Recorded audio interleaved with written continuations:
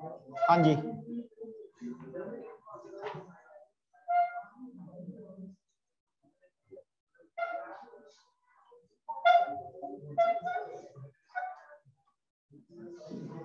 Test का question वगैरह discuss किया था क्या? पूरा हो गया था? कंटिन्यूटी स्टार्ट करना है।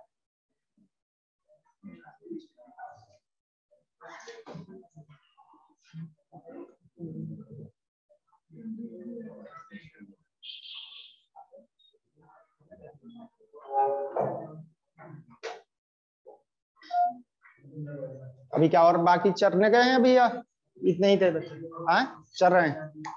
कहाँ पे, छत पे या बाहर?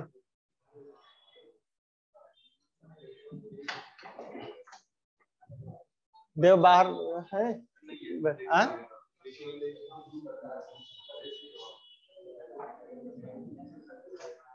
दूर निकल गए हैं। देखिए, एक्चुअली इसमें हमें ये चेक करना है कि कोई गिवन फंक्शन कंटिन्यूअस है या नहीं है, ठीक है। और कंटिन्यूटी की पहचान, कंटिन्यूअस फंक्शन का पहचान बताया गया था ग्राफ में कि अगर कोई फंक्शन स्टार्टिंग से एंड तक, यानी कि सपोज करिए कि ए से स्टार्ट हो रहा है, बी पे एंड हो रहा है, और इस बीच में कहीं भी ब्रेक नहीं है, कहीं टूटा हुआ नहीं है, तो ये फंक्शन कंटिन्यूअस कहलाता है, ठीक है। जबकि डिसकंटिन्यूअस फंक्शन इस तरह के बताए गए थे कि जैसे मान लिया कि एक फंक्शन इधर ए से स्टार्ट हुआ और बी पे एंड हो रहा है, और इस बीच में कोई एक पॉइंट सी पर अगर ये ब्रेक हो जाए यानी कि टूट जाए, इस तरीके का अगर दिखे, तो इसी को हम कहते हैं कि ये डिसकंटिन्यूअस है, ठीक है। क्यों? कि जहां भी टूट गया, यानी कि ये सिचुएशन समझता है ना क्या होता है? ये सर्किल क्या शो करता है कि वहां से ग्राफ हटा दिया गया है, रिमूव कर दिया है। तो अगर ग्राफ हट गया यानी कि टूटा हुआ है, तो इसका मतलब कि ये डिसकंटिन्यूअस होता है। या फिर ये बताया गया था कि जैसे मान लिया कि कोई फंक्शन यहाँ से आया और यहाँ पे ग्राफ हटा हुआ है, और एक वैल्यू इधर इस जगह पे अलग रखी हुई है, फिर उसके बाद दूसरा पार्ट यहाँ से शुरू हो गया। अब मान ले कि ये अगर सी पे आ रहा है, तो ये भी कहलाएगा सी पे डिसकंटिन्यूअस। एक एग्जाम्पल और बताया गया था कि जैसे मान लिया कि एक फंक्शन यहाँ से आया और इस जगह तक आया, और उसके बाद यहाँ से दूसरा पार्ट इसका शुरू हो गया, यानी कि ये आके इस जगह पे एंड हो गया और दूसरा पार्ट यहाँ से शुरू हुआ। भाई फंक्शन पार्ट वाइज तो डिफाइन होता है ना भाई, कई सारे फंक्शन पार्ट वाइज डिफाइन होते हैं। जैसे इस तरह से लिखा जाता है कि मान लिया कि एक फंक्शन एफ एक्स है एज ए x+2, ये लिखा हुआ है कि x की वैल्यू 1 से कम, तो इसका मतलब कि 1 से कम तक आप एक स्ट्रेट लाइन बनाएंगे, ऐसा ग्राफ होगा भाई इस तरीके से, ये आप एक स्ट्रेट लाइन बनाएंगे।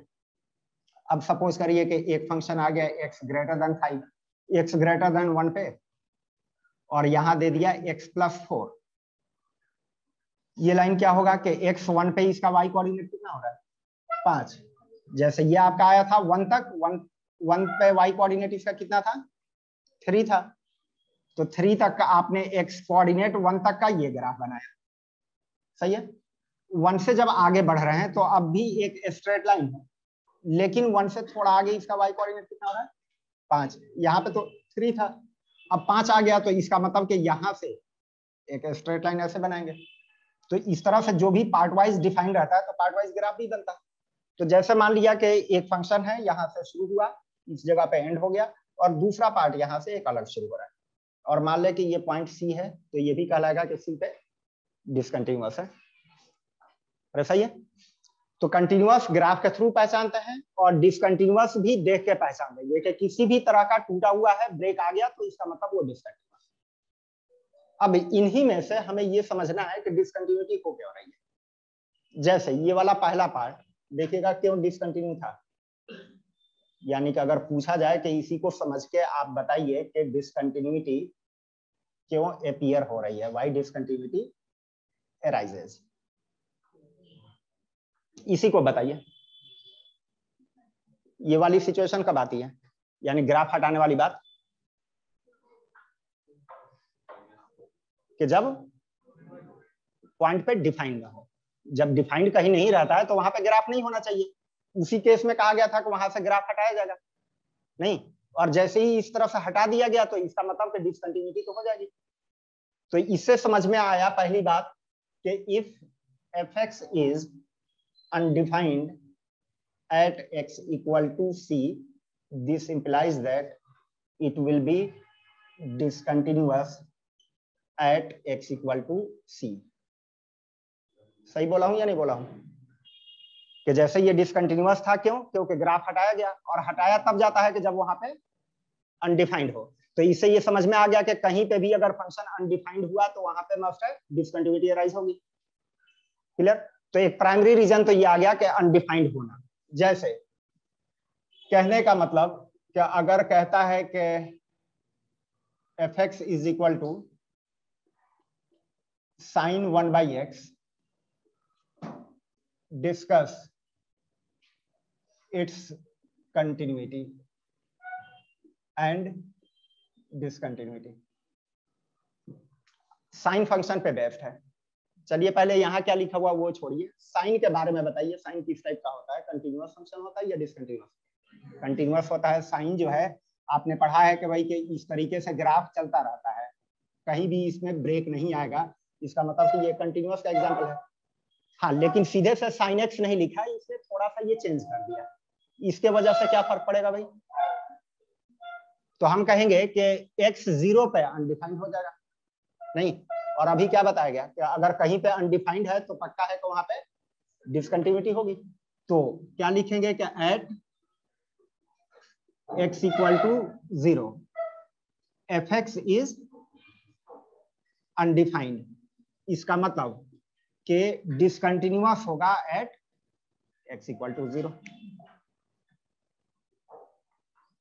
अरे ठीक है क्या कि 0 पे अनडिफाइंड है? तो इस वाले पॉइंट में आपको क्या सिखाया गया कि चाहे वो कंटिन्यूअस फंक्शन पे बेस्ड हो या किसी भी टाइप का फंक्शन, अगर कहीं पे अनडिफाइंड हो गया तो पक्का है कि वहां पे डिसकंटिन्यूटी होगी।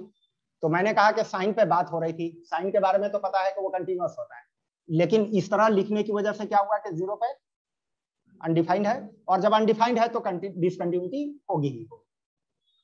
अरे क्लियर? आप 0 से हट के बात कर लें। जैसे मान लिया कि 0 से थोड़ा बड़ा लेते हैं, तो 0 से थोड़ा बड़ा पे भी ये अनडिफाइंड होता है क्या? नहीं ना। 0 से बड़े पे तो डिफाइंड होता है, इनफाइनाइट वैल्यू देता है, और जानते हैं कि इंफिनिटी पे भी साइन कंटिन्यूअस होगा। भाई 0 से थोड़ा बड़े का जब रेसिप्रोकल लेंगे तो बन जाता है इंफिनिटी। अब इंफिनिटी पे साइन कंटिन्यूअस है या नहीं है? कंटिन्यूअस है। 0 से थोड़ा छोटा लिया तो ये माइनस इंफिनिटी बनेगा, वहां पे भी कंटिन्यूअस है नहीं।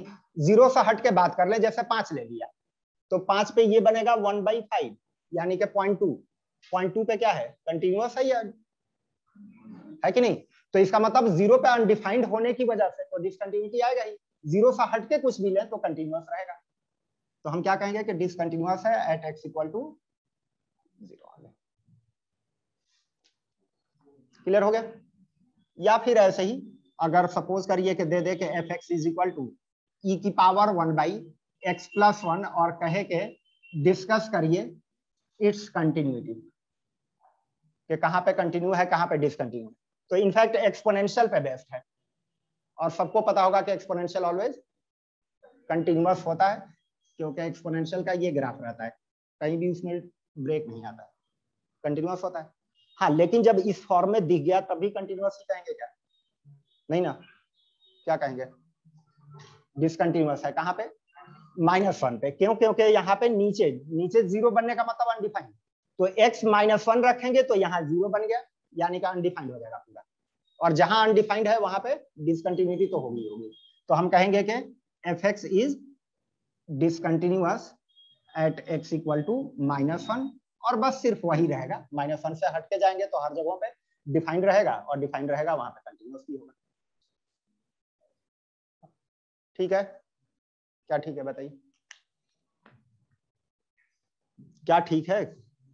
मैं कह रहा हूं कि ये बातें ग्राफ देख करके तो पहचान लेते थे ना कि कौन कंटिन्यूअस है कौन डिसकंटिन्यूअस है, कि अगर लगातार चल रहा है, कहीं भी टूटा हुआ नहीं है तो कंटिन्यूअस, और कहीं भी टूट गया तो डिसकंटिन्यूअस। तो टूटने वाले कुछ एग्जांपल्स दिखाए हैं, जैसे कि इस तरह के कोई फंक्शन रहता है कि किसी पॉइंट से रिमूव हो जाता है तो वो भी आपका डिसकंटिन्यूअस में आ जाता है, या इस तरीके से हो कि एक जगह से रिमूव किया गया हो और उस जगह पे y कोऑर्डिनेट अलग से रखा गया, तो टूटा हुआ ये भी है, ये भी डिसकंटिन्यूअस नहीं आ जाएगा, डिसकंटिन्यूअस ये भी आ गया। ग्राफ में जैसे शुरुआत में बताया था ना कि कोई पॉइंट पे सपोज करिए कि, अब रुक जाइए, ये बिल्कुल डे 1 बात हुई थी जब बिल्कुल बेसिक लेवल पे मैं ग्राफ बता रहा था, ठीक है, बहुत छोटी सी बात है जो आपके एनसीईआरटी में भी है, सुनिए। ये बात बताया था कि एक्स स्क्वायर बाई एक्स का ग्राफ ड्रॉ करने के लिए एक टास्क दिया था, ठीक है। तो आप लोगों ने क्या किया था, हाँ भाई उधर भी कुछ लोग ऑनलाइन होंगे, उन लोगों को दिख रहा होगा कि नहीं, रुक जाइए कैमरा चेंज करने वो करना दीजिए।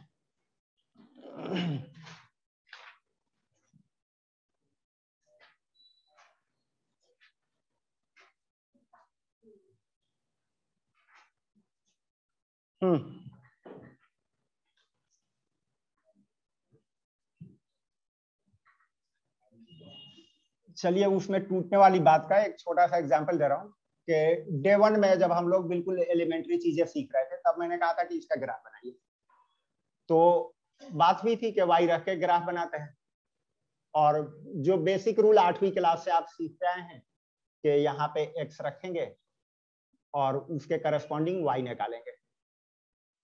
तो जैसे एक्स 1 रखेंगे तो वाई कितना आ गया, 1 आ जाएगा, और 2 रखा है एक्स की जगह तो वाई 2 आ जाएगा। अरे एक्स 2 रखिए तो वाई 2 आ जाएगा, फिर एक्स की जगह 3 रखा तो वाई 3 आ जाएगा, आ गया। तो इस तरह से आपको पॉइंट्स मिलने लगे थे 1,1, 2,2 और 3,3। तो इस तरह के पॉइंट्स लेकर के आपने एक 1,1, एक 2,2, एक 3,3 ये पॉइंट लिया था, और ग्राफ आप लोगों ने, ये आपके बनाया हुआ बात कर रहा हूँ, आप लोगों ने ये ग्राफ बना दिया था कि भाई इस तरह का ग्राफ होगा, ठीक है।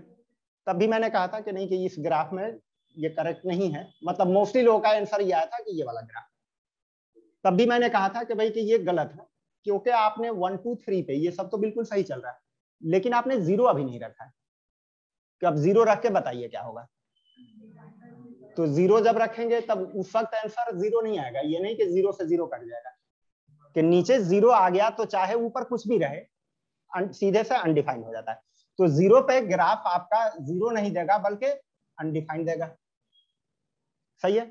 और आपका जो ग्राफ बना हुआ है वो तो 0 पे 0 आंसर शो कर रहा है, तो 0 पे अनडिफाइंड होने का मतलब कि ये वाला एग्जिस्ट ही नहीं करेगा, तो ऑब्वियसली 0 पर से ग्राफ हटाना पड़ेगा, अदरवाइज यही पूरा बना के छोड़ दें तो वो गलत हो जाएगा। अरे सही है, तो मैंने कहा था कि 0 पर से हटाइए, तो 0 पर से हटा दिए, कहाँ गया, अलग हट गया, अलग हट गया, तो खैर इस तरह से ये 0 पर से हटा दिया था, ठीक है। तभी मैंने कहा था कि इस तरीके से हटा देने से कोई, अब जाहिर सी बात है बंदा माइक्रोस्कोप लेके तो ढूंढेगा नहीं कि कहीं हटा हुआ है कि नहीं, तो उस वक्त मैंने कहा था कि स्टैंडर्ड तरीका है कि एक सर्किल बना दिया जाता है ताकि लोगों को दिखे कि वो हटाया गया, क्लियर।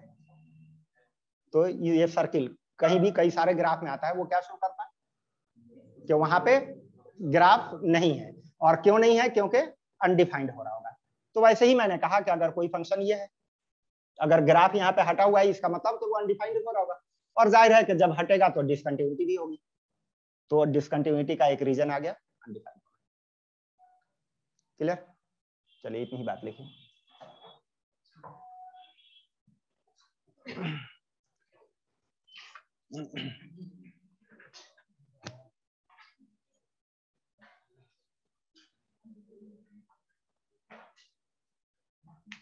ये एक्स स्क्वायर बाई एक्स वाला लिखने की तो जरूरत नहीं है खास कोई, खैर देख लीजिए जो आपको लगे लिख लीजिएगा।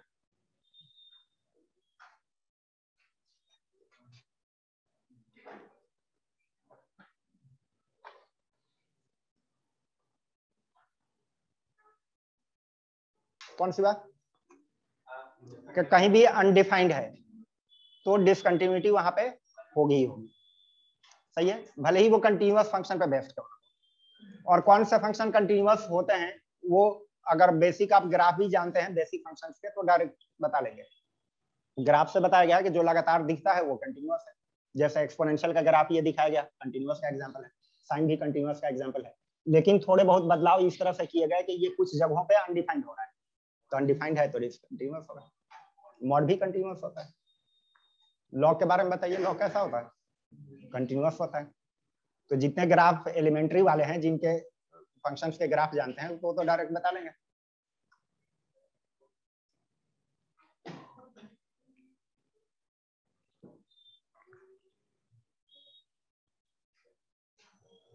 यहाँ जगह भी छोड़े रखिएगा थोड़ा सा, और अभी बातें लिख रहा हूँ, अभी तो एक रीजन लिखा हूँ।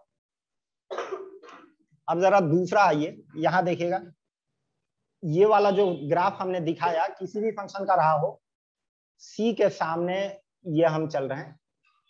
मान लिया कि ये जहां पे ग्राफ रिमूव किया गया था उस जगह के हाइट 5 है, यानी कि y कोऑर्डिनेट 5 है, और इस जगह की हाइट मान लिया 6 है। अब इस फंक्शन की अगर वैल्यू हम सी पे पूछें कितना होगा, सी पे, तो हर जगह y कोऑर्डिनेट देख के वैल्यू बताते हैं। तो सी के सामने ये ग्राफ है और इसका y कोऑर्डिनेट देखेंगे, वही सी पे वैल्यू बताएगा, है कि नहीं। सी पे 6 है, और एफ सी माइनस देखा जाए, यानी कि सी से कम वाला पॉइंट जो ये है, तो यहाँ पे y कोऑर्डिनेट ये दिख रहा है, जहां पे कितना है वैल्यू 5 है, अप्रॉक्स 5, और एफ सी प्लस पूछा जाए तो ये भी 5 है। तो ये वाला फंक्शन तो सी पे डिफाइंड था, उसके बावजूद भी डिसकंटिन्यूअस है। तो अनडिफाइंड है तो डिसकंटिन्यूटी तो होगी, लेकिन डिफाइंड होने का मतलब नहीं हुआ कि वो कंटिन्यूअस होगा। डिफाइंड होने पे भी डिसकंटिन्यूटी आ रही है। अरे क्लियर है कि नहीं? क्यों आ रही है यहाँ पे डिसकंटिन्यूटी?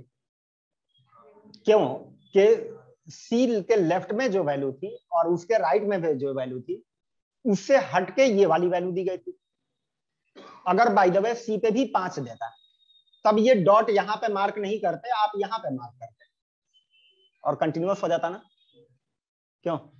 तो यहाँ पे अनडिफाइंड होने का क्या रीजन है, डिसकंटिन्यूअस होने का क्या रीजन है कि लेफ्ट साइड, राइट साइड और उस पॉइंट पे जो वैल्यूज हैं वो डिफरेंट हो गई है। क्लियर? अगर सेम होती तो कंटिन्यूअस हो जाता, और डिफरेंट है तो डिसकंटिन्यूअस है। अरे ठीक है। तो दूसरी बात ये समझ में आई कि if defined at x equal to c but f c minus f c और f c plus are different, then कहां लिखूं, वहीं से आप लाइन यहां पे लगा लीजिएगा, then again discontinuous at x equal to c. Clear हो गया कि डिफाइंड है, लेकिन उसके बावजूद जो है कि ये तीनों वैल्यूज अगर डिफरेंट हो गई तो डिसकंटिन्यूअस हो जाएगा। क्लियर?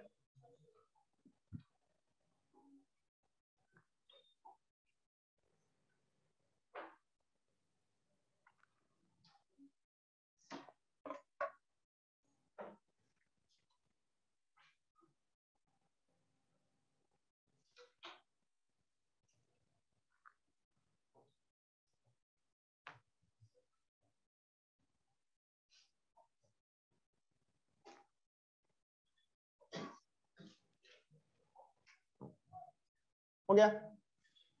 हो गया। तो अब यहां से अगर पूछा जाए condition for continuity at x equal to c, हाँ भाई, सी पे कंटिन्यूअस होने की कंडीशन क्या होगा? तो ये डिफरेंट नहीं होना चाहिए, यानी कि इक्वल होना चाहिए।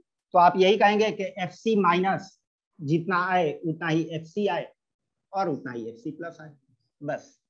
क्या अगर ये तीनों इक्वल आ गया तो कंटिन्यूअस होगा, और जाहिर है कि इक्वल तभी आएगा कि जब ये डिफाइंड भी हो। तो डिफाइंड वाली बात भी इसी में आ गई। अरे ठीक है कि नहीं, कि कंटिन्यूअस कब होगा कि जब तीनों इक्वल हो। इक्वल होने का मतलब ये है कि डिफाइंड भी। सही है? इसको कहते हैं हम लेफ्ट हैंड लिमिट, और इसको कहते हैं फंक्शनल वैल्यू।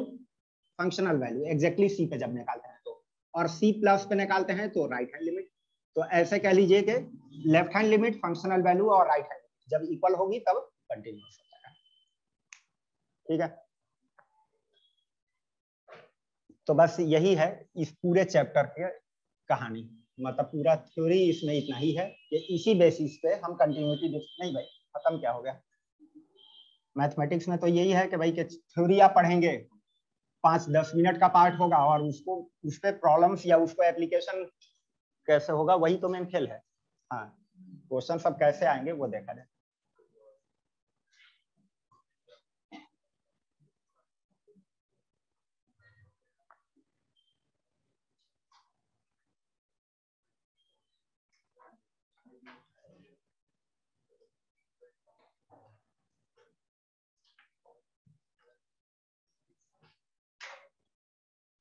हो गया?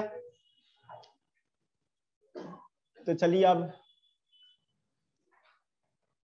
कह दिया जाए कि let fx is x into sine 1/x।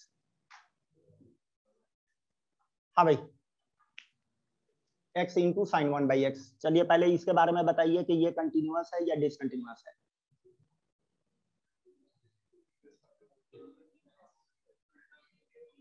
Sign तो कंटिन्यूअस होता है, x भी कंटिन्यूअस होता है, तो इसका मतलब कि ये पूरा कंटिन्यूअस होगा।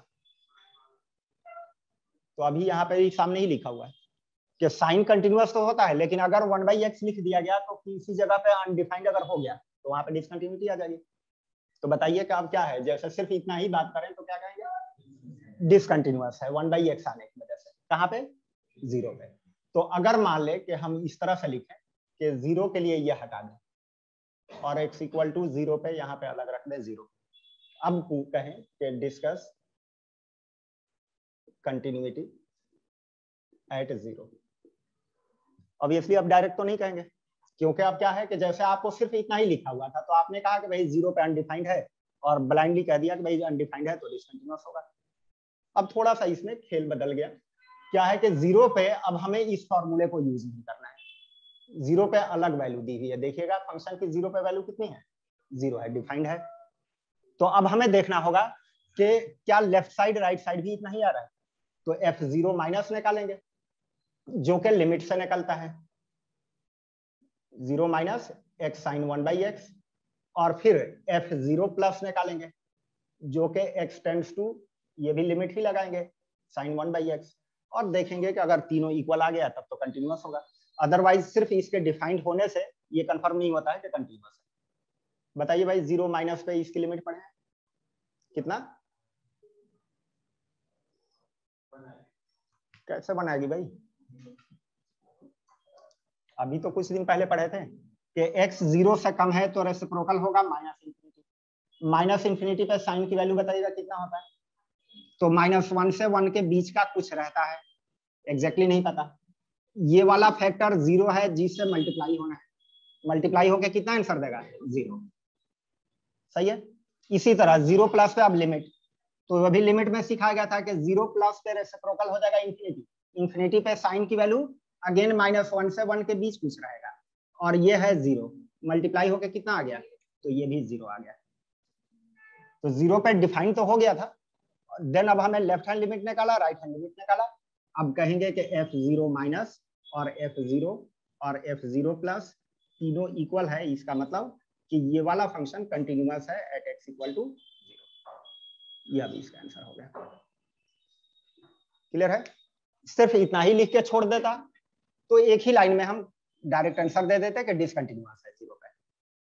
क्यों? अनडिफाइंड होना, अनडिफाइंड हो गया तब तो फिर कोई चारा ही नहीं है, अनडिफाइंड है तो डिसकंटिन्यूअस होगा ही होगा।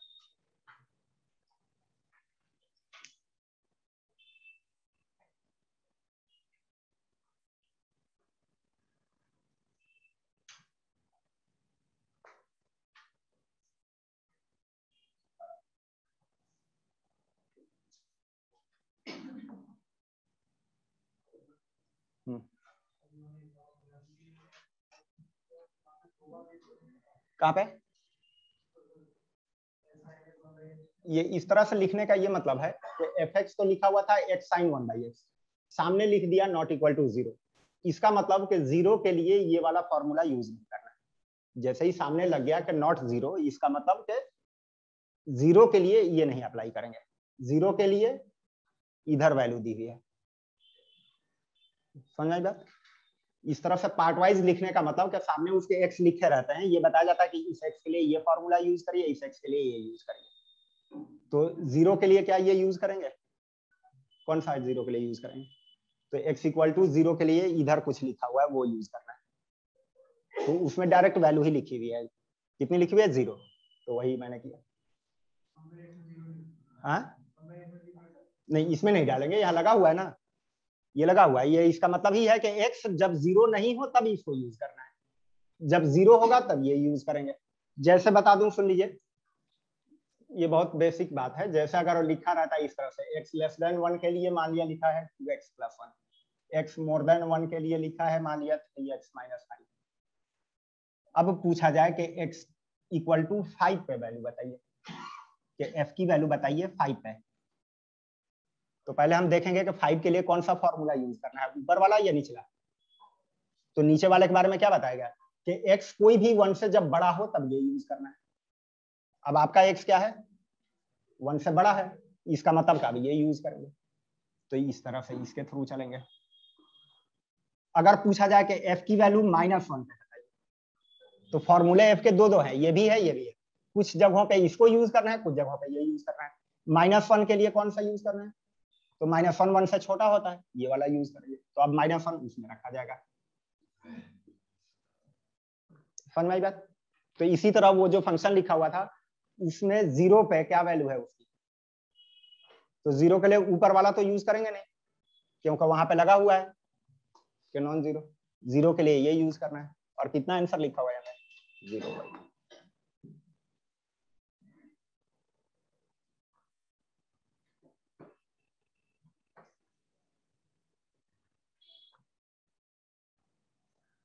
हटाऊंगे तो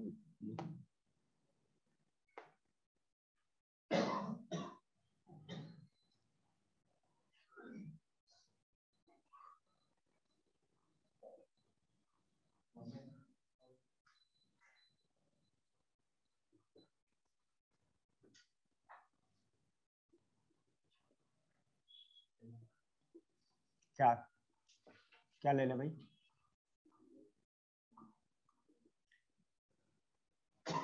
आप बताइए।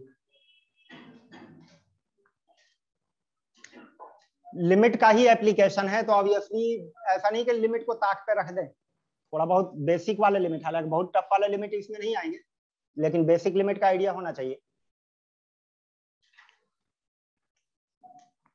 fx लिखा हुआ है, कह रहा है कि डिस्कस इट्स कंटिन्यूटी एट 0। तो 0 पे क्या डिफाइंड है?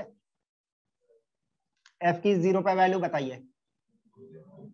तो ये तो 0 के लिए यूज करना नहीं है। 0 के लिए यहाँ देखिए क्या लिखा हुआ है, तो 0 ऐसा ही है। जब डिफाइंड है तो डिफाइंड होना कंफर्मेशन नहीं है कि कंटिन्यूअस हो रहा है। अगर अनडिफाइंड होता तब तो पक्का है कि डिसकंटिन्यूअस होता, लेकिन डिफाइंड है तो ये कंटिन्यूअस की कंफर्मेशन नहीं है। अब f0 माइनस निकाला जाएगा, f0 प्लस निकाला जाएगा, वो भी सेम आ गया, तब जाके कंटिन्यूअस होगा। f0 माइनस पता है कि किसी भी पॉइंट के सराउंडिंग में जब बात होती है तो लिमिट का यूज करते हैं। तो यहाँ लिमिट लगाएंगे x टेंड्स टू 0 माइनस, और फंक्शन कौन सा यूज करेंगे भाई? तो ऊपर वाला, क्योंकि वो 0 माइनस कह दिया गया, इसका मतलब कि एग्जैक्ट 0 तो अब नहीं ले रहा है, नॉन जीरो है, ये वाला यूज होगा। चलिए, पता है कि x 0 से कम है तो 1/x की वैल्यू -∞ बनता है, और e की पावर 1/x है तो वो बन जाएगा e की पावर -∞, जो कि नीचे आके और कितना आंसर दे देगा? 0। तो x 0 माइनस रखेंगे तो इसकी वैल्यू 0, और नीचे 0 प्लस 1, इसे कितना आ गया? 0। तो पहला ये भी 0 और दूसरा ये भी 0। अब f0 प्लस, अगेन हम लिमिट का यूज करेंगे, e की पावर 1/x बाई e की पावर 1/x प्लस 1। 0 प्लस पे x 1/x कितना होता है भाई? इंफिनिटी। तो e की पावर 1/x कितना बनेगा? e की पावर इंफिनिटी यानी कि इनफाइनाइट। अब बताइए 0 प्लस पे इसका आंसर कितना हुआ? तो ऊपर इंफिनिटी और नीचे भी इंफिनिटी, तो वो एक इनडिटर्मिनेट फॉर्म में चला गया, जो सॉल्व करने के बाद पता चलेगा। याद है इंफिनिटी बाय इंफिनिटी है तो कैसे सॉल्व करें? एल हॉस्पिटल रूल लगा दें, या जो इंफिनिटी बन रहा है उसको रेसिप्रोकल में सबको कन्वर्ट कर दें, कि जितने इंफिनिटी बनने वाले टर्म है उसको किसी तरह से रेसिप्रोकल में दिखा दें, तो वो आंसर दे देगा। तो क्या e की पावर 1/x से ऊपर नीचे डिवाइड करके इसी सवाल को हम एज ए 1/1 प्लस 1/e की पावर 1/x लिख सकते हैं क्या? क्या किया कि डिवाइड किया e की पावर 1/x से ऊपर भी और नीचे, तो ये बन जाएगा 1, यहाँ डिवीजन पे 1 और ये नीचे आ गया, तो इंफिनिटी बनने वाला नीचे दिख रहा है। नीचे दिख रहा है तो ये कितना देगा आंसर? 0, और फाइनली आंसर कितना हो गया? 1। ये अब आपका तीसरा आ गया। तो यहाँ पे F0 माइनस और F0 ये तो बराबर थे, लेकिन F0 प्लस उसके बराबर नहीं है। क्या मतलब हुआ भाई? डिसकंटिन्यूअस हो जाएगा एट x इक्वल टू 0।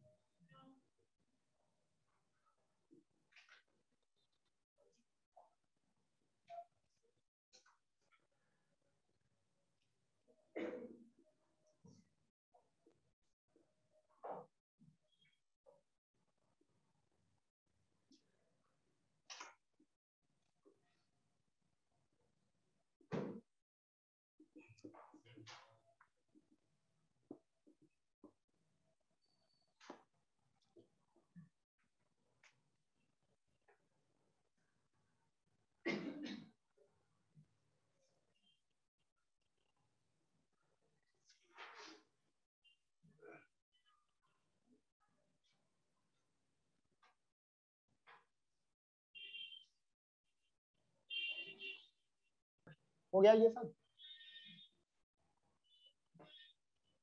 अरे ये हटा दूं या अभी इधर ही चल रहा है? हो गया। अब जैसे इन सवालों में तो एक पॉइंट पे कंटिन्यूटी चेक करने के लिए पूछ रहा था कि कंटिन्यूअस है या नहीं। अब लगभग वही सवाल है, लेकिन थोड़ा सा यहाँ पे इसको पूछने का तरीका बदल गया है।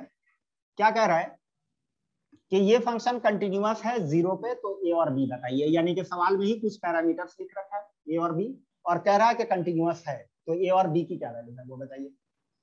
तो भाई अगर कह रहा है कि कंटिन्यूअस है एट x इक्वल टू 0, इसका मतलब ये कह रहा है कि F0 माइनस F0 और F0 प्लस तीनों इक्वल है। ये बात एक तरीके से गिवन है। क्यों? कंटिन्यूअस लिखने का यही मतलब हुआ ना कि तीनों इक्वल है, तो तीनों की वैल्यूज निकालिए, ए और बी के टर्म में आएंगी, इक्वेट करने से और बी मिल जाएगा। F0 माइनस कितना होगा भाई? कैसे निकाला जाए? तो लिमिट से निकालेंगे, और फॉर्मूला कौन सा यूज होगा 0 से कम के लिए? ऊपर वाला, यानी कि 1 प्लस ax की पावर 1/ax की पावर a। ठीक लिखा है क्या? क्या यही है भाई? ये आपस में मल्टीप्लाई होकर 1/x ही बनाएगा ना। ऐसा इसलिए लिखा है कि लिमिट में याद करिए बताया गया था कि 1 प्लस जो भी यहाँ फंक्शन है उसी फंक्शन का रेसिप्रोकल पावर में रख दिया जाए, तो ये डायरेक्ट आंसर दे देता है लिमिट कितना। तो इसीलिए वहां पे 1/ax लिखा, क्योंकि इसी का सेम रेसिप्रोकल मैच करना चाहिए था, तो 1/ax लिखा और a से मल्टीप्लाई कर दिया, तो इसका आंसर कितना आ गया? e। फाइनली क्या बना? e की पावर a। ये लेफ्ट साइड में आ गया। F0 कितना बना? F0 इसमें कितना है? b है, वो भी डायरेक्ट दे रखा है, ये F0 है। अब F0 प्लस कैसे निकलेगा भाई? अगेन लिमिट से, और 0 प्लस के लिए फॉर्मूला ये वाला वैलिड है। देखिए जो मोर देन 0 के लिए कौन सा? e की power tan of 3x divided by tan x। सही है? इतना तो जानते ही हैं कि भाई कि जो x की वैल्यू है वो तो ऊपर लगेगी, यानी कि लिमिट यहाँ पे आ जाएगा। क्या कोई गलत कहा गया? क्योंकि एक्स की वैल्यू कितना रखना है उसे इसका तो कोई ताल्लुक नहीं है, एक्स वाला टर्म यहाँ पे है तो यहीं पे लिमिट लगेगी। अब इसकी लिमिट कैसे निकाली जाए, तो 3x डिवाइड कर दें मल्टीप्लाई कर दें, क्यों, क्योंकि tan 3x बाई 3x 1 बन जाएगा। इसी तरह से x डिवाइड मल्टीप्लाई कर दें, क्योंकि tan x बाई x 1 होता है, और इससे ये कट गया, कितना हो गया, e की पावर 3 हो गया। ये आपका तीसरा। चूंकि दिया था सवाल में कि f0 माइनस और f0 प्लस इक्वल है, ये तो दिया था। f0 माइनस कितना है भाई, e की पावर a, ये कितना है b, ये कितना है e की पावर 3। तो इससे आपको डायरेक्टली a कितना मिल गया 3 और b की वैल्यू e की पावर 3, a और b का आंसर। क्लियर, कर लीजिए नोट।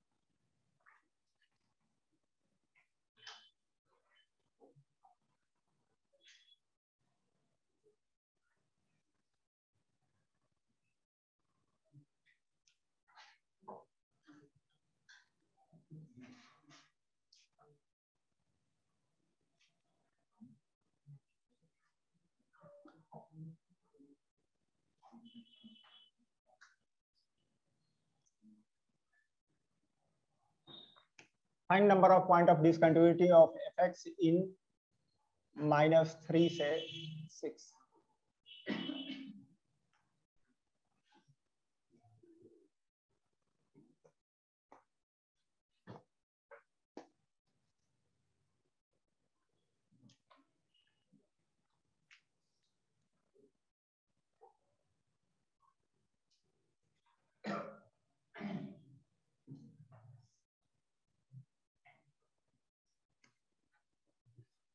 टू कर दीजिए भाई, 3x माइनस 2 कर लीजिएगा।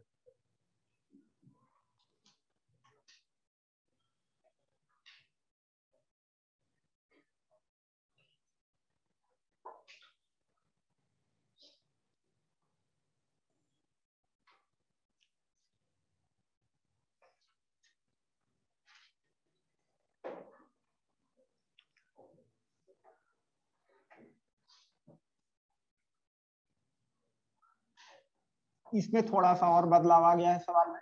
क्या है कि इसमें कोई पॉइंट का जिक्र नहीं है, आपसे डायरेक्ट कर रहा है। जैसे अब तक हम लोग बात कर रहे थे तो उसमें लिखा रहता था कि भाई कि fx ये दिया हुआ है तो x इक्वल टू 0 पे कंटिन्यूटी या डिसकंटिन्यूटी बताइए।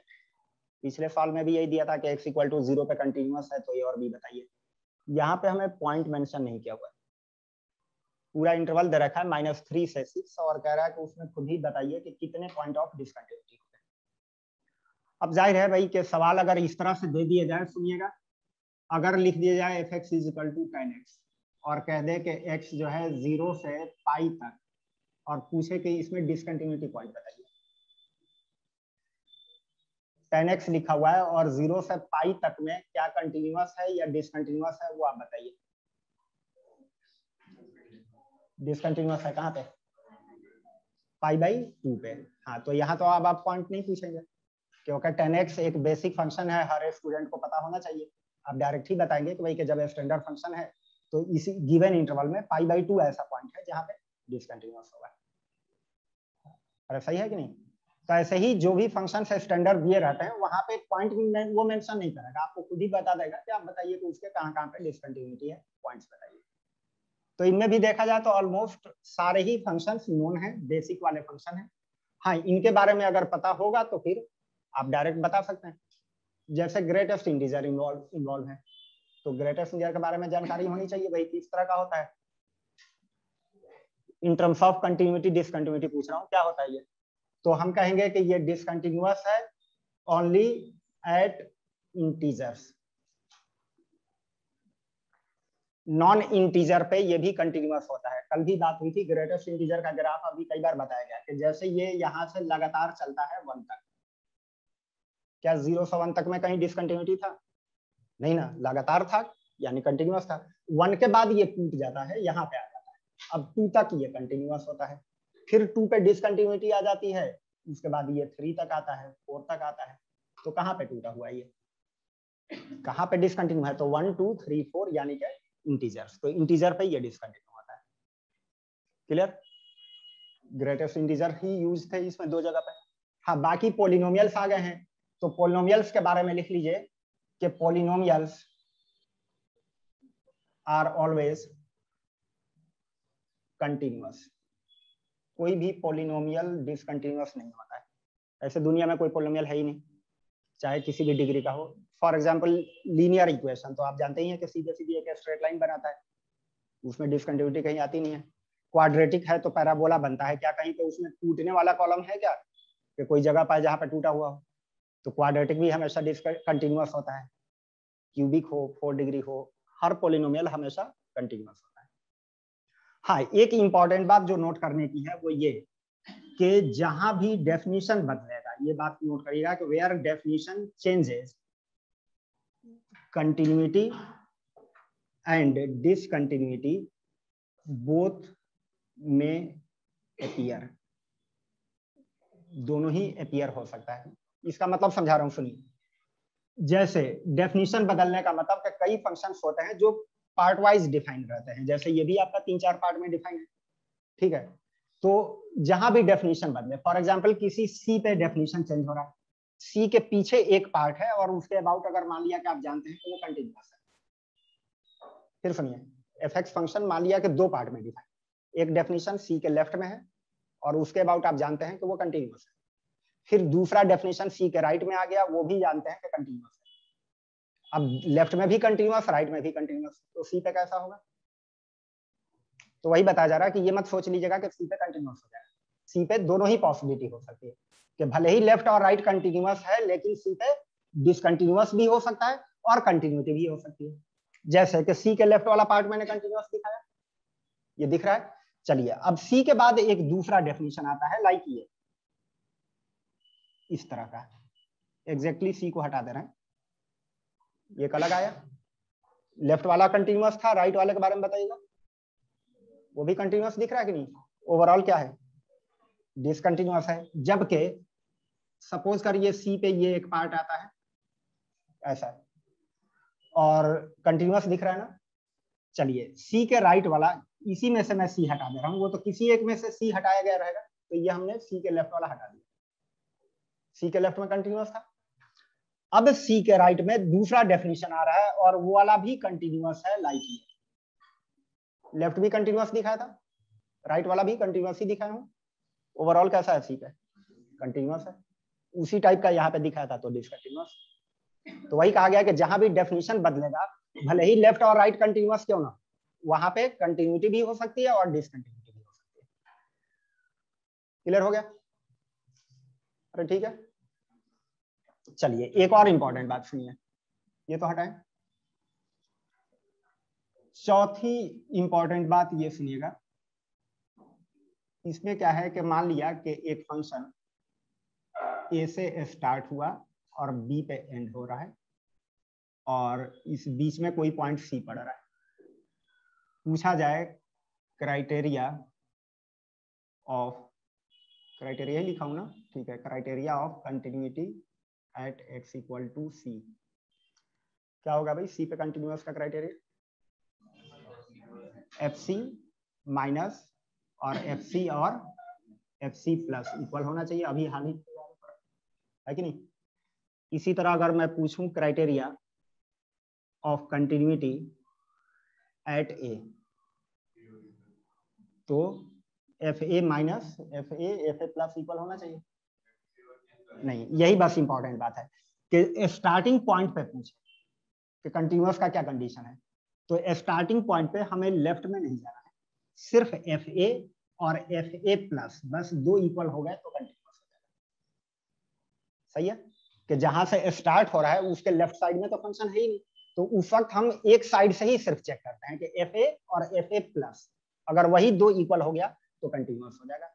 इसी तरह कहा जाए कि criteria of continuity at x equal to b, यानी कि आखिरी वाले पॉइंट पे, तो चूंकि वहां पे एंड हो रहा है तो उसके राइट में नहीं जाना है, सिर्फ f b minus f b और एफ बी माइनस यानी कि लेफ्ट वाला है, बस ये दो इक्वल हो गया तो कंटिन्यूअस हो जाएगा। यानी कि स्टार्टिंग और एंड पॉइंट पे ओनली वन साइडेड क्राइटेरिया लगेगा, साइडेड क्राइटेरिया लगाया जाएगा। हाँ, मिड में कोई पॉइंट है तब वहां पे दोनों साइड की कंडीशन लगेगी कि उसके लेफ्ट में राइट में और फंक्शनल वैल्यू तीनों इक्वल होनी चाहिए।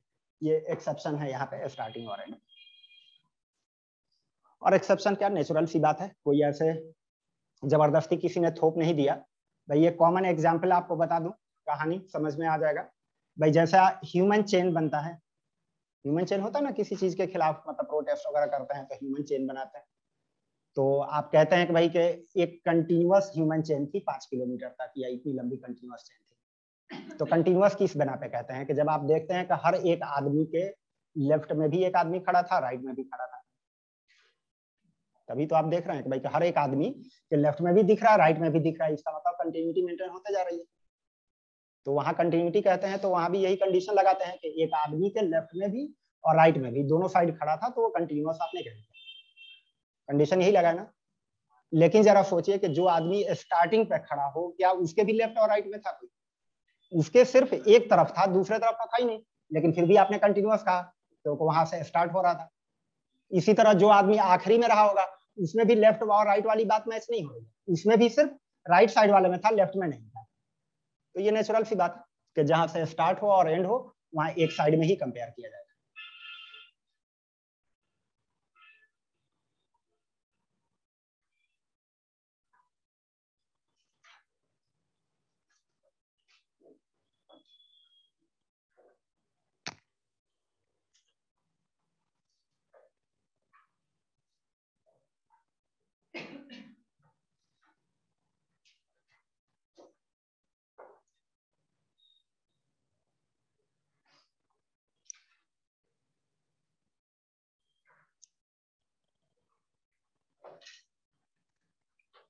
जो लोग नोट कर लिए हो ट्राई कर लीजिए, अब तो मुझे लग रहा है कि मेरी जरूरत भी नहीं है, आप खुद ही बता देंगे।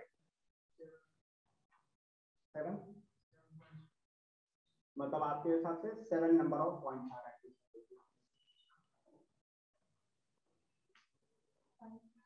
आ रहा है। अपना अपना बताइए।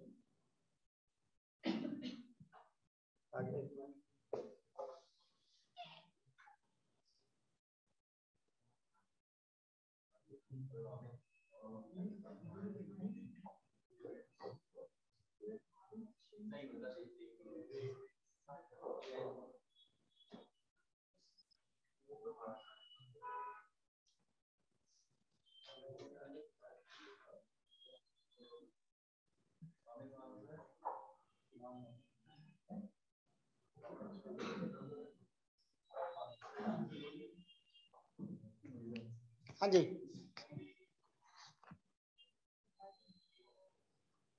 5 और किसी का हटा दूं ये 6 कौन है? अरे 6 कोई क्या ऐसी मजाक बोल दिया, क्या है? हटाऊं ये, देखते हैं अब 5 आ रहे हैं या 6 हैं या 7 है।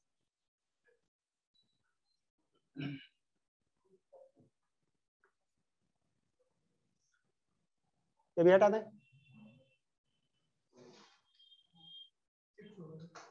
6 होगा, चलिए उसको भी मैं मार्क कर ले रहा हूं।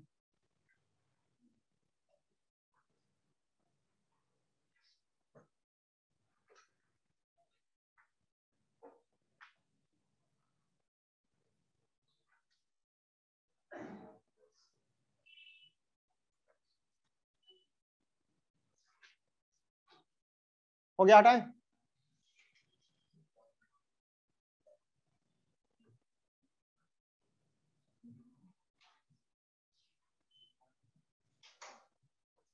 चलिए बात सुनिए, -3 से 6 तक कह रहा है तो एक तरफ से बढ़ते हैं। -3 से 1 में ग्रेटेस्ट इंटीजर है, और उसके बारे में पढ़ा है कि जहां पे भी, चलिए अब देख लेते हैं कि ग्रेटेस्ट इंटीजर हर इंटीजर पे डिसकंटिन्यू होता है, तो इस बीच में जितने इंटीजर पढ़ेंगे वहां पे डिसकंटिन्यूटी आएगी। नहीं, 1 तो इस 1 पे क्या कहेंगे, तो 1 पे डायरेक्ट नहीं बता सकते हैं, क्या है कि 1 पे डेफिनेशन बदल रहा है, तो इसलिए 1 पे कंटिन्यूअस भी हो सकता है और डिसकंटिन्यूअस भी हो सकता है, वो चेक करने के बाद पता चलेगा। यानी कि कुछ पॉइंट्स तो हमें डायरेक्टली दिख रहे हैं और कुछ पॉइंट्स ऐसे आ रहे हैं कि जहां पे अभी कंफर्म करना होगा, तो पहले डायरेक्ट वाले को मेंशन कर ले रहे हैं कि डायरेक्ट जो पॉइंट ऑफ डिसकंटिन्यूटीज दिख रहे हैं, और कुछ जो चेक करने हैं उसको एक अलग लिस्ट बना ले रहे हैं। नहीं, -3 से 1 तक में जितने इंटीजर हो, लाइक -2, -1, 0, -3 भी आ रहा है, हाँ, लेकिन -3 पे स्टार्ट हो रहा है फंक्शन, तो वहां पे कंडीशन थोड़ी बदल जाती है, तो इसलिए उसको अभी हम इसमें डाल रहे हैं। हम नहीं कर रहे हैं कि कंटिन्यूअस होगा या डिसकंटिन्यूअस होगा, यह है कि चूंकि स्टार्टिंग था वहां पे क्राइटेरिया थोड़ा सा चेंज था, तो अभी हम उसको कंफर्म करेंगे, तो वो अभी यहाँ पे डाल दे रहे हैं। लेकिन इन दोनों जगहों पे तो पक्का है ना डिसकंटिन्यूटी आएगी, क्यों, फिर 1 पे डेफिनेशन बदल रहा है, इसका मतलब कि कंटिन्यूटी डिसकंटिन्यूटी दोनों हो सकती है, वो अभी चेक करना है, तो 1 को इसमें डाल। फिर 1 से आगे गए 3 तक, पॉलिनोमियल है, कंटिन्यूअस होगा, और 3 पे डेफिनेशन चेंज हो रहा है, इसका मतलब कंटिन्यूअस डिसकंटिन्यूअस दोनों ही आ सकता है, तो 3 को भी इसमें कर दे रहा है। 3 से 5 तक में तो कंटिन्यूअस होगा ही नहीं, 5 पे डेफिनेशन चेंज हो रहा है, तो इसलिए 5 को इसमें डाल दिया। नहीं, और 5 से 6 के बीच में, उसमें तो कोई अभी इंटीजर तो बीच में तो पड़ा नहीं रहा है, हाँ, एंड पॉइंट 6 आ गया, तो 6 को भी अभी इसी में डाल दे रहे, क्योंकि अगर इंटरवल के अंदर में कोई इंटीजर होता तब तो डायरेक्ट लिख देते कि वहां पे डिसकंटिन्यूटी है, तो इस पूरे इंटरवल में 5 को तो डाउट में डाल ही दिया था, अगला इंटीजर 6 ही पड़ रहा है जो कि एंड पॉइंट है, और एंड पॉइंट पे क्राइटेरिया थोड़ा चेंज है, तो इसलिए डायरेक्ट डिसकंटिन्यूटी नहीं कर रहे हैं, अभी यहाँ पे डाल दिया। नहीं, तो 3 पॉइंट तो डायरेक्ट बिना किसी डाउट के डिसकंटिन्यूअस है, और बाकी ये है कि जहां पे कंटिन्यूअस डिसकंटिन्यूअस दोनों हो सकता है। क्लियर है, तो अब इन पे कंफर्म करते हैं। जैसे -3 पे बात करें, तो -3 के लिए क्या कहा गया था भाई, -3 का लेफ्ट और वैल्यू, फंक्शनल वैल्यू और राइट, यूजुअली यही करते थे ना, हाँ, लेकिन स्टार्टिंग है तो कहा गया कि इसकी जरूरत नहीं है, बस इन दो में ही कर दिया करेंगे, तो -3 के ग्रेटेस्ट इंटीजर कितना हुआ, -3, और -3 से ज्यादा का ग्रेटेस्ट इंटीजर वो भी -3, दोनों इक्वल है, इसका मतलब कि कंटिन्यूअस हो गया एट x इक्वल टू -3। देखिए, ग्रेटेस्ट इंटीजर होने के बावजूद भी एक इंटीजर पॉइंट पे कंटिन्यूअस दिख रहा है, क्यों, क्योंकि वहां से स्टार्ट हो रहा था और स्टार्टिंग पे कंडीशन अलग था। क्लियर हो गया, तो डाउट में था, लेकिन अब ये पता चला कि भाई यहाँ पे डिसकंटिन्यूअस नहीं है, यहाँ पे कंटिन्यूटी आ गई। देन इसी तरह 1 की बात करें तो 1 पे क्या करेंगे, तो 1 के लेफ्ट साइड 1 की फंक्शनल वैल्यू, 1 के राइट साइड इनको चेक करना है। 1 के लेफ्ट साइड ये वाला फॉर्मूला यूज होगा, 1 माइनस का ग्रेटेस्ट इंटीजर और कितना हुआ 0, 1 पे ये वाला फॉर्मूला यूज होगा, और 1 प्लस पे लिमिट अप्लाई करेंगे, लेकिन फॉर्मूला यही वाला यूज होगा, कितना हुआ 0, क्या पता चला भाई, कंटिन्यूअस हो गया एट x इक्वल टू 1। ये भी बेचारे ने धोखा दे दिया, कंटिन्यूअस में कर गया। इसी तरह आप सब चेक कर लें। 3 पे बात करें तो 3 माइनस और f3 और f3 प्लस, 3 माइनस के लिए ये वाला यूज होगा, लिमिट के थ्रू लगाएंगे, लेकिन 3a स्क्वायर माइनस 1 कितना हो गया 8। एग्जैक्ट 3 के लिए ये वाला भी यूज होगा, कितना हुआ 3 इंटू 3 माइनस 2 यानी कि 7, और 3 प्लस के लिए भी लिमिट लगाएंगे इसमें, और आंसर वही देगा, कितना हुआ 7। इसका मतलब कि डिसकंटिन्यूअस हो गया एट x इक्वल टू 3। ये एक आ गया डिसकंटिन्यूटी का। चलिए यहाँ पे लिस्ट बना दे रहा हूँ, एक 3 पे डिसकंटिन्यूअस हो गया।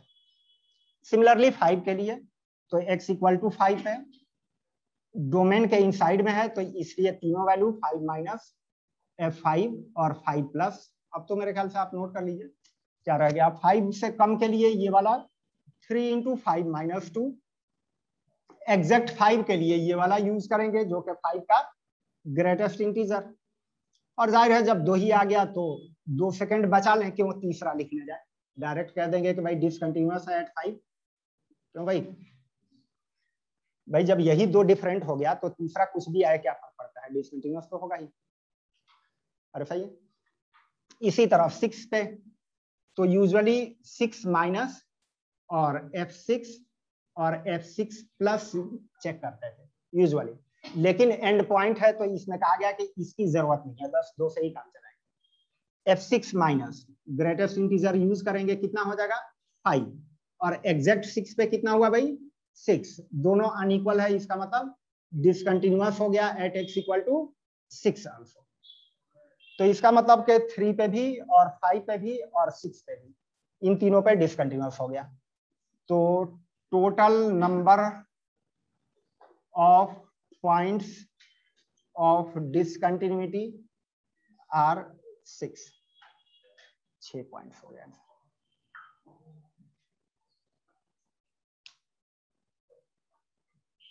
अब जाहिर है कि एक भी कोई छोटी सी बात अगर आप मिस कर गए तो क्वेश्चन तो पूरा ही गलत हो जाएगा।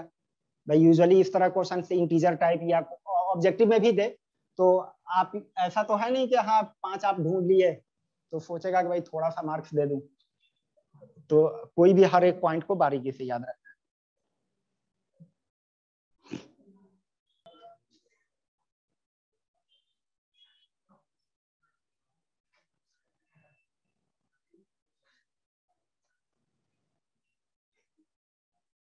हाँ जी, अब आ जाता है कि एक से ज्यादा फंक्शंस के कॉम्बिनेशंस और इंडिविजुअल के बारे में जानते हो तो ओवरऑल रिजल्ट कैसा होगा। जैसे मान लिया अभी तो सब एक एक टर्म के चल रहे थे कि एक टर्म का कोई फंक्शन दिया हुआ है, उसकी कंटिन्यूटी डिसकंटिन्यूटी आप जानते हैं, भाई सारे तो एक ही फंक्शन थे ना, अलग बात है कि पार्ट वाइज में डिफाइन होता था। हाँ, हम अब बात कर रहे हैं कि एक से ज्यादा फंक्शंस को कंबाइन कर दिया गया और इंडिविजुअली आप जानते हो कि भाई कि ये वाला कंटिन्यूअस होता है, ये वाला डिसकंटिन्यूअस होता है। अब उनका सम कर दिया गया है तब क्या रिजल्ट होगा, मल्टीप्लाई कर दिया गया है तब क्या रिजल्ट होगा। तो उसके लिए एक उन्हीं सारे कंसेप्ट को मैं एक टेबल फॉर्म में बना दे रहा हूँ, वो बढ़िया से उसको याद समझ लीजिएगा। मान लिया कि एक फंक्शन f(x) है और एक फंक्शन g(x) है और इन दोनों का सम कर दिया जाए या इनका डिफरेंस कर दें या इनका मल्टीप्लाई कर दें, इस तरह के कॉम्बिनेशंस बना दिए गए हों। ठीक है, तो अगर f(x) कंटिन्यूअस है और g(x) भी कंटिन्यूअस है तो उनके सम से जो फंक्शन आएगा वो हमेशा कंटिन्यूअस होगा, डिफरेंस से जो आएगा वो भी ऑलवेज कंटिन्यूअस होगा और मल्टीप्लाई करेंगे तब भी कंटिन्यूअस होगा। यानी कि 2 कंटिन्यूअस फंक्शन को किसी भी तरह से कंबाइन करें, हाँ जी, रिजल्ट कंटिन्यूअस ही देगा। नहीं, डिवीजन की बात नहीं हो रही है, जितना लिखा हुआ है उसी को समझिए। डिवीजन क्यों हटाया गया उसका लॉजिक मैं अभी बात करूंगा। अभी जो बताया गया कि इसके बारे में सम, डिफरेंस और मल्टीप्लाई, इस तरह के कॉम्बिनेशंस बना हो तो रिजल्ट कंटिन्यूअस। अगर सपोज करिए f कंटिन्यूअस है और g डिसकंटिन्यूअस है, देन f प्लस g हाँ पक्का है कि डिसकंटिन्यूअस होगा। यानी कि कंटिन्यूअस से डिसकंटिन्यूअस जोड़ें तब भी डिसकंटिन्यूअस, और डिफरेंस करें तब भी डिसकंटिन्यूअस, और मल्टीप्लाई करें क्या बोल रहे हैं। हाँ, नहीं तो बेवकूफ लोग यही सोचते हैं कि भाई डिसकंटिन्यूअस ही होगा। यहाँ पे लिख लीजिएगा बोथ पॉसिबिलिटी रहेगी, ये इंपॉर्टेंट बात है, ध्यान रखिएगा। कंटिन्यूअस है, डिसकंटिन्यूअस जोड़ेंगे तो पक्का है कि डिसकंटिन्यूअस ही आएगा, डिफरेंस भी डिसकंटिन्यूअस होगा। लेकिन मल्टीप्लाई करेंगे तो ऐसा भी हो सकता है कि रिजल्ट कंटिन्यूअस आए या रिजल्ट डिसकंटिन्यूअस भी आ जाए, तो दोनों ही पॉसिबिलिटी बनी रहती है डिपेंडिंग ऑन फंक्शंस। जैसे एक एग्जांपल देख लीजिए, fx दिया हो सिग्नम x, हाँ, एट x इक्वल टू 0। बताइए भाई, सिग्नम के बारे में जानते हैं? 0 पे बात हो रही है, किस टाइप का है, कंटिन्यूअस या डिसकंटिन्यूअस? जो लोग नहीं जानते हैं याद दिला दूं, सिग्नम x जो होता है वो जब x पॉजिटिव हो तो 1 होता है, और 0 का सिग्नम 0 होता है, और नेगेटिव नंबर का सिग्नम -1। हर पॉजिटिव का सिग्नम 1, 0 का 0 और नेगेटिव का -1।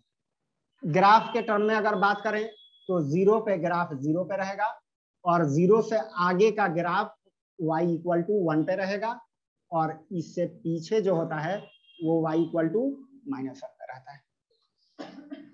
तो बताइए भाई, 0 पे सिग्नम किस टाइप का है? नहीं, किस टाइप का है, बात हम कंटिन्यूअस डिसकंटिन्यूअस के टर्म में बात कर रहे हैं ना। कह रहा है कि fx is this then at x equal to 0, इसकी कंटिन्यूटी या डिसकंटिन्यूटी बतानी है। तो 0 पे कैसा है भाई? डिसकंटिन्यूअस। और ये कैसा है? कंटिन्यूअस। अब डिसकंटिन्यूअस कंटिन्यूअस का मल्टीप्लाई हो रहा है। क्या रिजल्ट पता चला? Both possibility. बोथ पॉसिबिलिटी का मतलब कोई रिजल्ट नहीं बता रहा है, एक तरीके से कहिए तो वो कह रहा है कि कोई हमें रिजल्ट अभी नहीं मिला भाई। जैसे ही इस जगह पे तो कह दिया है रिजल्ट तो पक्का है डिसकंटिन्यूअस होगा, यहाँ भी बता दिया कि रिजल्ट मिल गया कि डिसकंटिन्यूअस होगा, लेकिन बोथ पॉसिबिलिटी का मतलब कि एक तरीके से पक्का वाली बात नहीं है, हम रिजल्ट नहीं बता रहे, अभी कोई रिजल्ट नहीं निकला। कंटिन्यूटी का भी चांस हो सकता है, डिसकंटिन्यूटी का भी। तो अब इसको कंफर्म करने के लिए जो रूल है कि f की वैल्यू 0 माइनस पे निकालिए, f0 निकालिए, f0 प्लस निकालिए। बताइए भाई, f0 माइनस ये कितना हुआ, और f0 तो कितना हो गया 0। एग्जैक्ट 0 पे चलेंगे तो ये 0, अगला 0, ये 0। 0 प्लस पे चलेंगे तो 1 इंटू 0 0, तीनों इक्वल है। इसका मतलब कैसा निकला कि कंटिन्यूअस है at x equal to 0। Clear हो गया? इसी टाइप का एक और एग्जांपल लेते हैं, जैसे fx is equal to signum x into cos x। Again x equal to 0 पे ही इसकी कंटिन्यूटी डिसकंटिन्यूटी की बात हो रही है। अरे सही है, फिर से बताइए, 0 पे ये किस टाइप का है? डिसकंटिन्यूअस। अगला किस टाइप का है? कंटिन्यूअस। दोनों का मल्टीप्लाई हो रहा है, अगेन नो रिजल्ट, यानी कि पॉसिबिलिटी दोनों की रहेगी। नहीं, कंफर्म करते हैं तो f0 माइनस, f0 और f0 प्लस। बताइए भाई, 0 माइनस पे ये -1 और 1, ठीक है। एग्जैक्ट 0 पे 0 और 0 का कॉस भी 1। 0 प्लस पे सिग्नम 1 और 0 प्लस के कॉस भी 1। ये -1 बना, ये 0 बना, ये 1 बना। क्या पता चला? डिसकंटिन्यूअस है at x equal to 0। Type एक ही जैसा था, ये भी डिसकंटिन्यूअस और कंटिन्यूअस का मल्टीप्लाई था, लेकिन वहां पे फाइनली रिजल्ट क्या मिला? कंटिन्यूअस। और सेम उसी टाइप का है ये भी, लेकिन रिजल्ट कैसा मिला? डिसकंटिन्यूअस। तो वही बात हो रही है कि डिसकंटिन्यूअस से कंटिन्यूअस का मल्टीप्लाई होने पे डिसकंटिन्यूअस भी हो सकता है, कंटिन्यूअस भी हो सकता है, डिपेंडिंग ऑन फंक्शंस, तो वो किस टाइप के फंक्शन दिए गए। क्लियर हो गया? अभी रुक जाइए, बात पूरी कर लूं पहले। इसी तरह डिसकंटिन्यूअस fx मान लिया डिसकंटिन्यूअस है, और gx भी डिसकंटिन्यूअस है। अब दो डिसकंटिन्यूअस को जोड़ें, कैसा बनेगा? नो, सेम वही बात। हाँ, यानी कि कंटिन्यूअस से डिसकंटिन्यूअस को जोड़ेंगे तब तो पक्का है कि डिसकंटिन्यूअस ही बनेगा, लेकिन दो डिसकंटिन्यूअस जोड़ दें तो चांस है कि कंटिन्यूअस ही बन जाए और डिसकंटिन्यूअस ही बन जाए, डिपेंडिंग ऑन फंक्शंस। क्लियर है? इसी तरह सब्ट्रैक्ट करेंगे, अगेन दोनों पॉसिबिलिटी रहेगी, और मल्टीप्लाई करेंगे तब भी दोनों पॉसिबिलिटी रहेंगी। तो कुछ जगह पे तो डायरेक्ट रिजल्ट मिल रहा है, और कुछ जगह पे बताया गया कि दोनों पॉसिबिलिटी रहेगी, तो उसको इस तरीके से कंफर्म करना होगा। कंफर्म करके बताएंगे कि भाई यहाँ पे क्या आंसर करना है। क्लियर हो गया? हाँ, दूसरी बात भी सुनिए, जो आप डिवीजन वाली बात कर रहे थे, डिवीजन को इसमें शामिल नहीं किया गया, इसलिए सुनिए कि अगर fx बाई gx का सवाल पूछे तो आप इसको ऐसे कंसीडर करिएगा कि fx के साथ 1/gx का मल्टीप्लाई हो रहा है, और तब एक फंक्शन ये और ये पूरे को एक फंक्शन मानते हुए और दोनों के मल्टीप्लाई वाले रिजल्ट को यूज करिएगा। क्लियर है कि अगर डिवीजन है तो fx और 1/gx इन दो फंक्शन का मल्टीप्लाई हो रहा है। अरे ठीक है, हाँ इसको शामिल क्यों नहीं किया गया, क्योंकि gx के टाइप से हम 1/gx का टाइप नहीं बता सकते। फॉर एग्जाम्पल gx अगर मान लिया कि x² + x + 1 किस टाइप का है भाई, gx किस टाइप का है, कंटिन्यूटी डिसकंटिन्यूटी में कंटिन्यूअस है। अब 1/gx की बात करें तो वो आ जाएगा 1/x² + x + 1, ये भी कंटिन्यूअस ही होगा भाई। इसके डिसकंटिन्यूटी का चांस सिर्फ तभी होता है कि जब नीचे कभी 0 बनता है। तो देख लीजिए इसका कोई रूट नहीं आएगा, कभी भी 0 नहीं बनेगा, यानी कि यहाँ पे gx कंटिन्यूअस था और 1/gx किस टाइप का आया तो वो भी कंटिन्यूअस आया। जबकि इसी नेचर में बस थोड़ा सा बदलाव कर दे, अभी भी कंटिन्यूअस है। और इसका जब हम रेसिप्रोकल लें तो रेसिप्रोकल जो नीचे आएगा देखिएगा, उसी को फैक्टराइज कर दे रहा हूं, वही वाला है ना, बताइएगा क्या ये भी कंटिन्यूअस है? नो, ये क्या है, डिसकंटिन्यूअस है एट 1 और 2। क्यों? तो जिस तरह का gx था उसी तरह का यहाँ भी है, लेकिन यहाँ वाला gx रेसिप्रोकल में गया तो कंटिन्यूअस आ गया और ये वाला रेसिप्रोकल में गया तो डिसकंटिन्यूअस आ गया। तो इसीलिए 1/gx के बारे में कुछ पक्का नहीं है, तो कहा गया कि 1/gx को आप एक सेपरेट फंक्शन की तरह देखिए और वो बताइए, देखिएगा कि वो कंटिन्यूअस है या डिसकंटिन्यूअस है, और देन मल्टीप्लाई वाला कंसेप्ट लगा लीजिएगा। क्लियर? छापिए छापिए, आ रहा हूँ।